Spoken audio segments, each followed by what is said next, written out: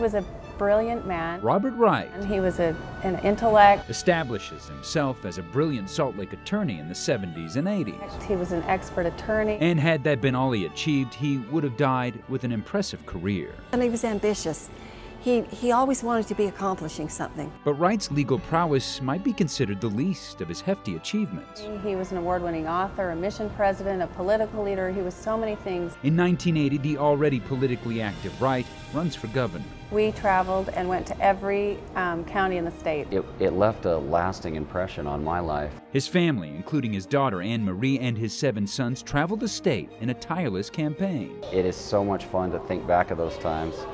Remember how my dad's face hurt from smiling or his hands hurt from shaking hands. Wright comes within 4 percentage points of defeating popular incumbent Scott Matheson, but as he salves those wounds, he would begin to prepare for a more personal loss. My father's aunt was Claire Middlemiss, and Claire Middlemiss was David O. McKay's personal secretary for 35 years. David O. McKay, the 9th president of the Church of Jesus Christ of Latter-day Saints. Middlemiss was a meticulous record keeper.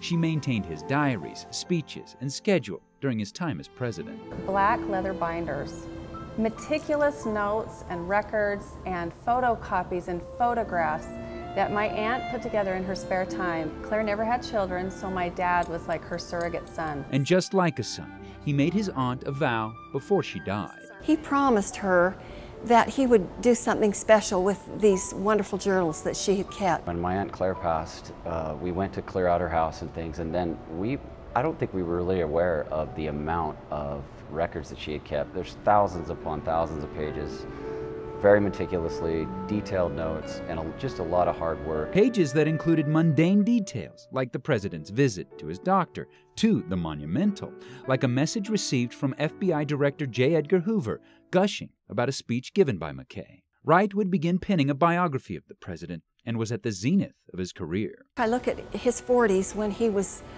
he had distinguished himself in his career. He was running for governor, and it just all seemed to come together. But in reality, something was unraveling. At age 58, Wright would be diagnosed with Alzheimer's disease. It is a long goodbye. To see someone with that much intellect and experience and all the things that he had done, and to see it wither away was so painful. It's a very cruel disease. But despite the cruelty, he soldiers on, continuing to keep the promise he made his aunt.